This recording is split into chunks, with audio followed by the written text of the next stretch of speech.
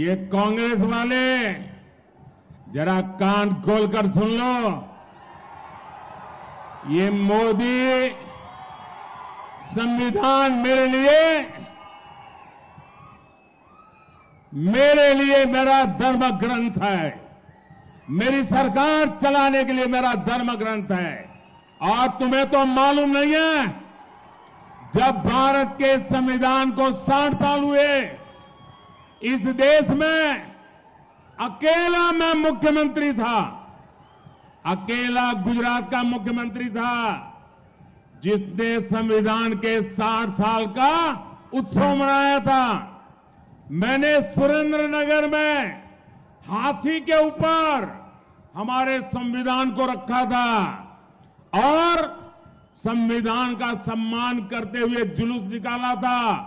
और उस राज्य का मुख्यमंत्री हाथी पर नहीं बैठा था, संविधान हाथी पर बैठा था और मोदी पैदल चल रहा था ताकि संविधान का सम्मान हो। మిత్రులారా, నేను కాంగ్రెస్ వాళ్ళకు సవాల్ చేస్తున్నాను. మీరు కాచుకోండి, వినండి, చెవులుంటే.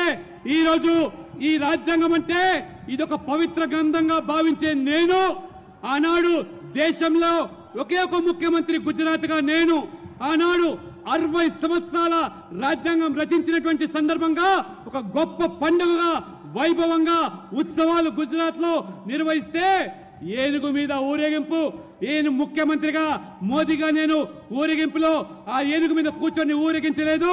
ఆ పవిత్రమైన గ్రంథాన్ని ఏనుగు మీద కూర్చోబెట్టి ఊరేగించి నేను కాలినడకన భారీ ఊరేగింపు నిర్వహించి ఆ పవిత్ర గ్రంథాన్ని గౌరవించేటువంటి వ్యక్తిని, ఆ రాజ్యాంగం అంటే అది పవిత్ర గ్రంథంగా భావించే నేను, ఇది మోదీ అనేటువంటి విషయాన్ని కాంగ్రెస్ తెలుసుకోవాల్సిగా నేను కోరుతా ఉన్నాను.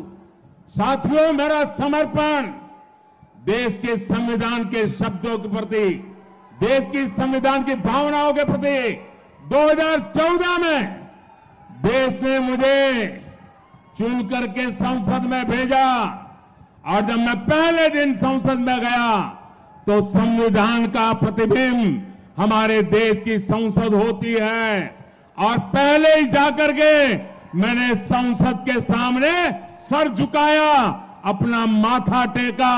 बाद में मैंने कदम पार्लियामेंट में रखा था क्योंकि संविधान के लिए हम समर्पित हैं।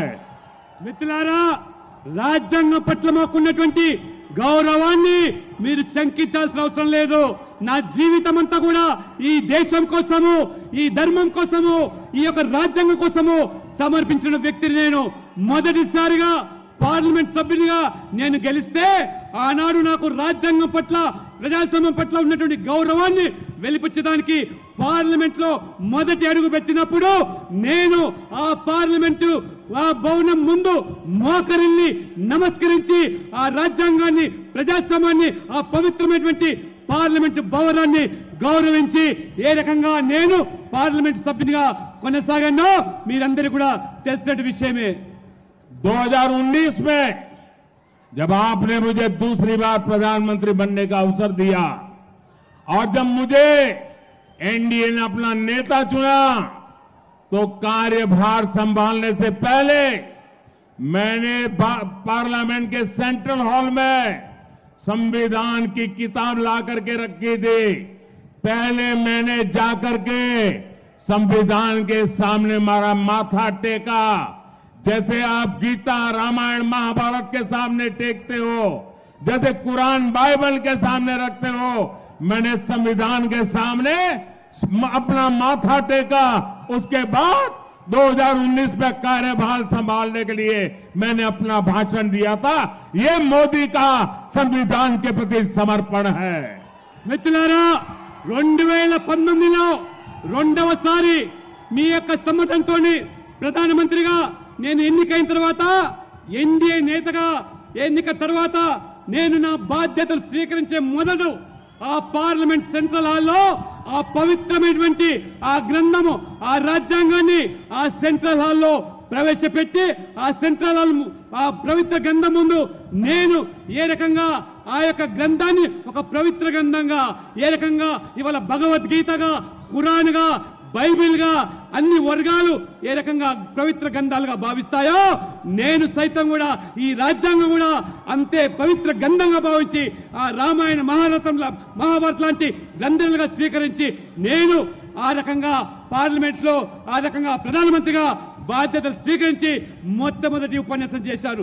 ఇవాళ మోదీ గారిని రాజ్యాంగం పట్ల శంకించేటువంటి ఈ శక్తులు వ్యక్తులు ఈ దేశ పట్ల వారికి ఉన్నటువంటి కట్టుబడి చిత్తశుద్ధి ఏమిటో దేశ ప్రజలు గమనిస్తున్నారని చెప్పి నేను మీకు తెలియజేస్తా ఉన్నాను.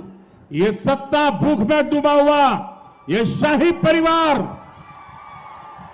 कांग्रेस पार्टी के संविधान को, देश का संविधान छोड़ो, कांग्रेस पार्टी के संविधान को भी मानने को तैयार नहीं है. उसको भी उन्होंने डस्टबिन में डाल दिया है. सीताराम केसरी कांग्रेस पार्टी के अध्यक्ष थे, रातों रात उनको बाथरूम में बंद कर दिया गया, उठा करके फुटपाथ पर फेंक दिया और संविधान की परवाह किए बिना कांग्रेस पार्टी पर ये शाही परिवार ने कब्जा कर लिया. साझा दे, जरा बोलने से पहले 50 बार सोचना शुरू करो.